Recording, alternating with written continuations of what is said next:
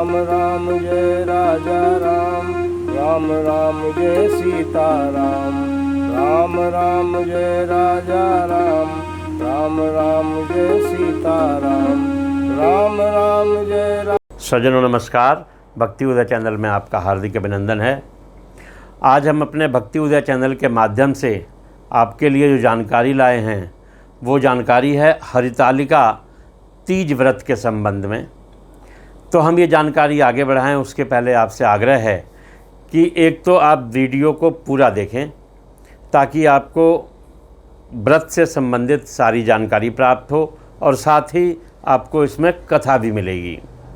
दूसरा, अगर आप हमारे चैनल पर अगर अभी नए हैं तो कृपया हमारे चैनल को सब्सक्राइब कर लें और बेल आइकन भी दबा दें ताकि हमारी अगली और उपयोगी वीडियोज़ की नोटिफिकेशन आपको समय पर प्राप्त होती रहे। सज्जनों, हिंदू पंचांग के अनुसार भाद्रपद माह के शुक्ल पक्ष की तृतीया तिथि को हरितालिका तीज व्रत रखा जाता है।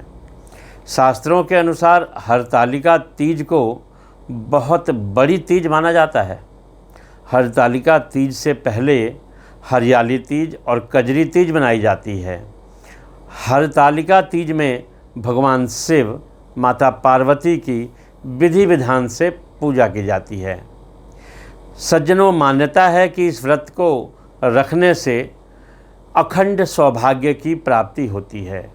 इस दिन सुहागिन महिलाएं निर्जला और निराहार व्रत रखकर अपने पति की लंबी आयु के लिए व्रत रखती हैं। यह व्रत जो है पूर्वी उत्तर प्रदेश, बिहार, नेपाल और कुछ राजस्थान, मध्य प्रदेश के क्षेत्रों में बड़ा प्रसिद्ध है। हरितालिका तीज व्रत को सुहागिनों के अलावा कुंवारी कन्याएं भी रखती हैं। मान्यता है कि इस व्रत के पुण्य प्रभाव से कुंवारी कन्याओं को मन चाहा वर प्राप्त होता है। इस वर्ष हरितालिका तीज 30 अगस्त 2022 को है। मैं आपको इस दिन के सुबह और सायंकालीन मुहूर्त बताने जा रहा हूं, जिस समय आप इस पूजा को संपन्न कर सकते हैं। तो वो माता बहनें ध्यान दें जो इस व्रत को रखने जा रही हैं। सुबह 6:30 बजे से लेकर 8:33 तक बाबा भोलेनाथ की पूजा करें। उसके बाद प्रदोष काल में सायं 6:33 से रात्रि 8:51 तक पूजा का विशेष शुभ मुहूर्त रहेगा। अब मैं आपको इससे संबंधित कुछ पूजा विधि संक्षिप्त में बताता हूँ।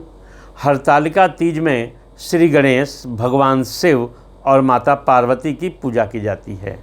सबसे पहले मिट्टी से तीनों देवताओं की प्रतिमा बनाएं और गणेश जी को तिलक करके उन्हें दुर्वा अर्पित करें। इसके बाद भगवान शिव को फूल, बेलपत्र और समी पत्र अर्पित करें। माता पार्वती को श्रृंगार का सामान अर्पित करें।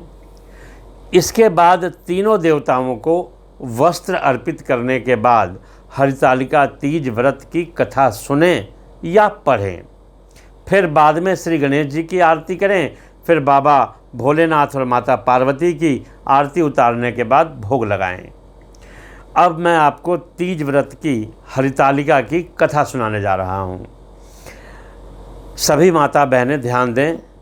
यह हरितालिका व्रत कथा शिवजी ने ही माता पार्वती को सुनाई थी।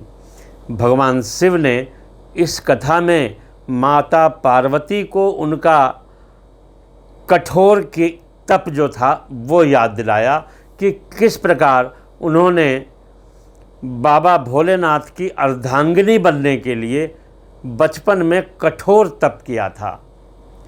शंकर भगवान बोले कि हे पार्वती, बचपन में तुमने मुझे पाने के लिए बड़ा कठोर तप किया और घोर तपस्या की है। तुमने ना तो कुछ खाया और ना कुछ पिया, बस हवा और सूखे पत्ते चबाए। जला देने वाली गर्मी या कपा देने वाली ठंड तुम डटी रही और तपस्या करती रही। बारिश में भी तुमने जल नहीं पिया। तुम्हें इस हालत में देखकर तुम्हारे पिता बड़े दुखी थे। उनको दुखी देखकर देवर्षि नारद आए और उन्होंने कहा कि मैं भगवान विष्णु के भेजने पर आपके पास आया हूँ। श्री हरि आपकी कन्या से विवाह करना चाहते हैं, इस बारे में आपकी क्या राय है? नारद जी की बात सुनकर तुम्हारे पिता हिमाचल बोले कि यदि भगवान विष्णु यह चाहते हैं तो मुझे कोई आपत्ति नहीं, परंतु जब तुमको इस विवाह के बारे में पता चला तो तुम बड़ी दुखी हुई। तुम्हारी एक सहेली ने तुम्हारे दुख का कारण पूछा तो तुमने कहा कि मैंने सच्चे मन से भगवान शिव का वर्ण किया है, किंतु मेरे पिता ने मेरा विवाह श्री हरि विष्णु के साथ तय कर दिया है। अब मैं बड़े धर्म संकट में हूँ, मेरे पास प्राण त्यागने के अलावा कोई और उपाय नहीं है। तब तुम्हारी सखी, जो कि बहुत ही समझदार थी, उसने कहा, प्राण छोड़ने का क्या मतलब? संकट के समय धीरज से काम लेना चाहिए।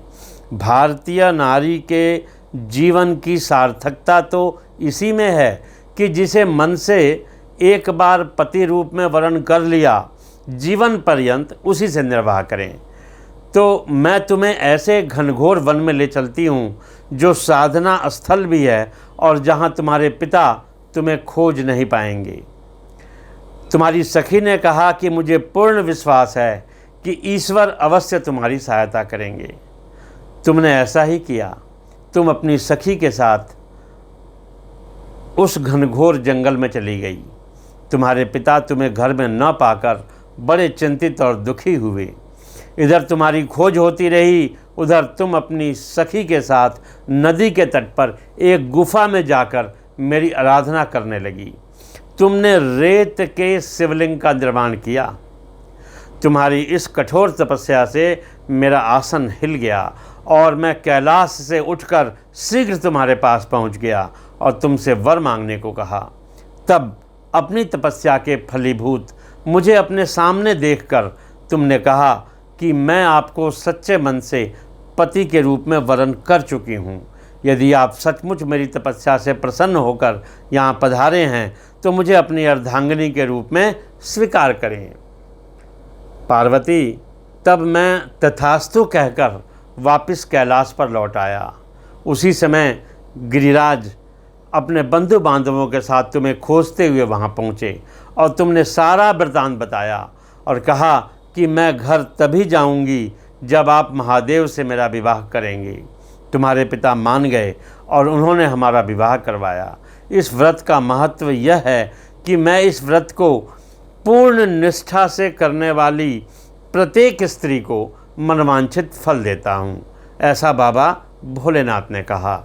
इस पूरे प्रकरण में तुम्हारी सखी ने तुम्हारा हरण किया था, इसलिए इस व्रत का नाम हरितालिका हुआ।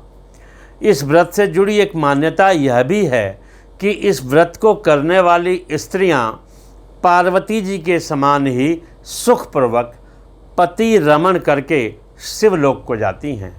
सौभाग्यवती स्त्रियां अपने सुहाग को अखंड बनाए रखने के लिए और अविवाहित युवतियां अपने मन मुताबिक वर पाने के लिए हरितालिका तीज का व्रत रखती हैं। इस दिन व्रत करने वाली स्त्रियां सूर्योदय से पूर्व उठें और नहाकर पूरा श्रृंगार करें। पूजन के लिए केले के पत्तों से मंडप बनाकर गौरी शंकर की प्रतिमा स्थापित करें। इसके बाद पार्वती जी को सुहाग का सामान चढ़ाएं। फिर रात में भजन कीर्तन करते हुए जागरण करें, 3 बार आरती करें और शिव पार्वती विवाह की कथा सुनें। तो दोस्तों, ये जो जानकारी हम आपको दे रहे थे, इस व्रत के बारे में एक विशेष जानकारी है कि इस व्रत के व्रती को शयन का निषेध है। इसके लिए उसे रात में जागरण ही करना चाहिए। प्रातःकाल स्नान के बाद श्रद्धा और भक्तिपूर्वक किसी सुपात्र सुहागिन महिला को श्रृंगार का सामान या ब्राह्मण को श्रृंगार की सामग्री, वस्त्र, खाद्य सामग्री, फल, मिष्ठान, यथाशक्ति श्रृंगार के आभूषण भी दान करने चाहिए। रेत के शिवलिंग बनाए हैं तो उनका तालाब में या नदी में विसर्जन करें। उसके बाद खीरा से अपना व्रत को खोलें, खीरा खाकर व्रत को संपन्न करें। ओम नमः शिवाय। हर हर महादेव।